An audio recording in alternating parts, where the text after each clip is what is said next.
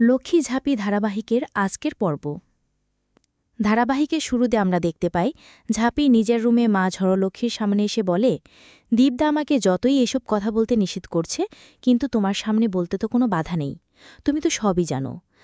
আমি হয়তো 5 বছর থেকে মনে মনে এটাই চেয়েছিলাম, কিন্তু এভাবে হবে সেটা আমি কোনো মতে চাইনি। আমি দীপদার মঙ্গলের জন্য হাতে এই নোয়া পরে থাকব। পরের পাটে আমরা দেখতে পাই রনিত দীপকে বলে, এই অল্প সময়ের মধ্যে এত কিছু ঘটে গেল, গ্রামের লোকেরা তোকে ঝাঁপির সাথে বিয়ে দিয়ে দিল। তখন দীপ বলে, আরে আমরা তো মন থেকে চাই বিয়েটা, এটা একটা অ্যাক্সিডেন্ট। আর তাছাড়া ঝাঁপিও বাধ্য হয়ে বিয়েটা করেছে।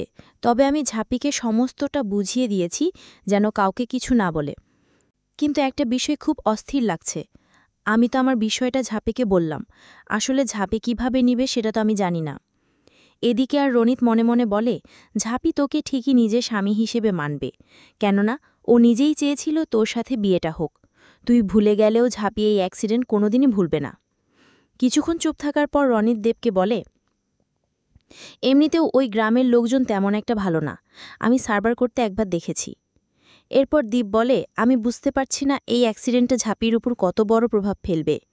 দীপের কথা শুনে রনিত বলে, তুই তো ঝাঁপিকে ভালোবাসিস না, তাহলে ওকে নিয়ে এত টেনশন করছিস কেন?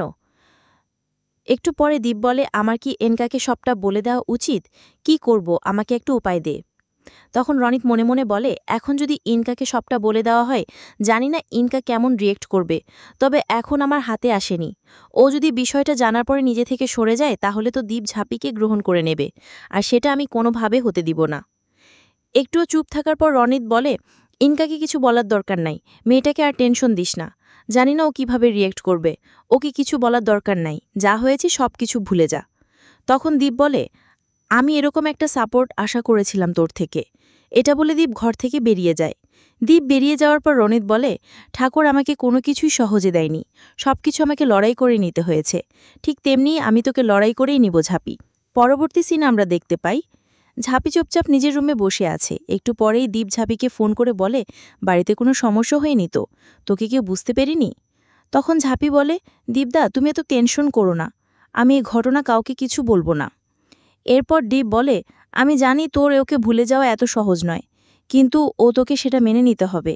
এটা জাস্ট একটা অ্যাক্সিডেন্ট, কিন্তু আমি চাই তুই সবটা ভুলে গিয়ে প্রফেশনাল লাইফে মনোযোগী হও। আমি জানি তুই পারবি। পরের পাটে দেখানো হয় ঝাঁপি তার মায়ের সিঁদুরের কৌটা নিয়ে আয়নার সামনে এসে বলে, দেবদার মঙ্গলের জন্য আমাকে এই সিঁদুর পরে থাকতে হবে, আর কেউ না মানলেও আমি যে একজন বিবাহিতা। এদিকে ঝাঁপির মা গোসল শেষে সিঁদুরের কৌটা খুঁজে না পেয়ে ঝাঁপির রুমে এসে বলে, তুই আমার সিঁদুরের কৌটা নিয়ে কি করছিস? তখন ঝাঁপি কিছু না বলে চুপ করে থাকে, এবং ঝাঁপির মা বলে, বিয়ে ভেঙে গেছে বলে তোর মন খারাপ? তবে আবার তোর বিয়ে হবে, তুইও সিঁদুর পরতে পারবি, এ নিয়ে এত ভাবিস না মা। ঝাঁপি কিছু না বলে অফিসের উদ্দেশ্যে বেরিয়ে যায়। পরবর্তীতে আমরা অফিসে দেখতে পাই ইনকা রনিতকে বলে, আজ তোমাদের বিয়ে বিষয়টা নিয়ে আমি খুবই এক্সাইটেড, বিয়েটা হলে আমি নিশ্চিন্ত। তখন রনিত বলে, গ্রামের ছেলেরা সবার সমাবেশ নিয়ে কিছুদিন ব্যস্ত থাকবে, তাই বিয়েটা কয়েকদিন পরে হবে। এদিকে ঝাঁপির আসতে লেট হলে দীপ বলে, ঝাঁপি এখনও এলো না, জানি না ঝাঁপির উপর দিয়ে এখন কি যাচ্ছে, হয়তো ও এলোমেলো হয়ে গেছে। কিন্তু পার্সোনাল লাইফ নিয়ে প্রফেশনাল লাইফে সেই প্রভাব কখন আসতে দেওয়া যাবে না। শেষ সিনে দেখানো হয় গ্রামের মধুদা স্বর্ণের হার রেখে টাকা নিতে এসেছে দীপের কোম্পানিতে। সেটা দেখেই ঝাঁপি খরশপাতিকে ফোন করে বলে, তোমার হার বন্দুক রেখে এখানে টাকা নিতে এসেছে মধুদা। তবে 3 মাসের মধ্যে যদি টাকা পরিশোধ করতে না পারে, তোমার হার কোম্পানিতেই থেকে যাবে। এদিকে খরশপাতি বলে, আমি এখনই আসছি, ওকে আর বিক্রি করাচ্ছি না আমি।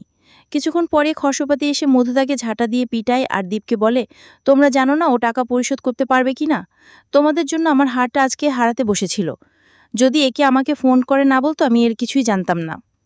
অন্যদিকে দীপ ঝাঁপিকে বলে, পার্সোনাল লাইফ এভাবে চলতে থাকলে তাহলে সবার পেটে খাবার না খেয়ে থাকতে হবে।